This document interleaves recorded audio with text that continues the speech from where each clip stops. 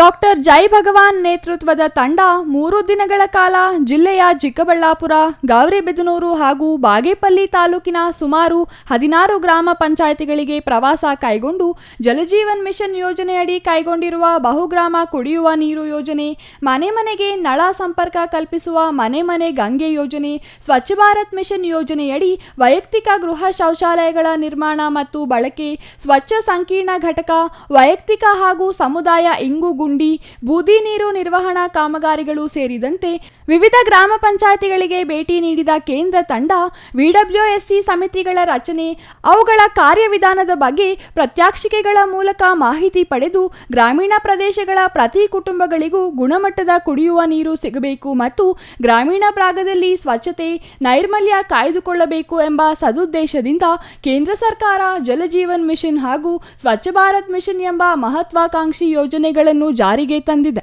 ಇದು ಸಕಾರಗೊಳ್ಳಬೇಕಾದರೆ ಕಾಮಗಾರಿಗಳು ಗುಣಮಟ್ಟದಿಂದ ಕೂಡಿರಬೇಕು. ಈ ದಿಸೆಯಲ್ಲಿ ಜಿಲ್ಲೆಯಲ್ಲಿ ಕೈಗೊಂಡಿರುವ ಹಲವು ಕಾಮಗಾರಿಗಳು ಗುಣಮಟ್ಟದಿಂದ ಕೂಡಿವೆ ಎಂದು ಪ್ರಶಂಸೆ ವ್ಯಕ್ತಪಡಿಸಿದರು.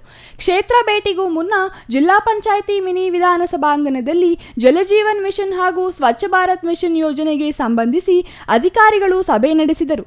ಈ ವೇಳೆ ಸ್ವಚ್ಛತಾ ಹಿ ಸೇವಾ 2024 ಅಭಿಯಾನದ ಭಾಗವಾಗಿ ಚಿಕ್ಕಬಳ್ಳಾಪುರದ ಅಗಲಗುರ್ಕಿ, ಅಡ್ಡಗಲ್, ಗೌರಿಬಿದನೂರಿನ ಡಿಪಾಳ್ಯ, ಬಾಗೇಪಲ್ಲಿಯ ಕಾನಗಮಾಕಪಲ್ಲಿ ಗ್ರಾಮ ಪಂಚಾಯಿತಿಯಲ್ಲಿ ಸ್ವಚ್ಛತಾ ಶ್ರಮದಾನ ಹಾಗೂ ಅಮ್ಮನ ಹೆಸರಿನಲ್ಲಿ ಒಂದು ಗಿಡ ನೆಡುವ ಅಭಿಯಾನಕ್ಕೆ ಚಾಲನೆ ನೀಡಿದರು.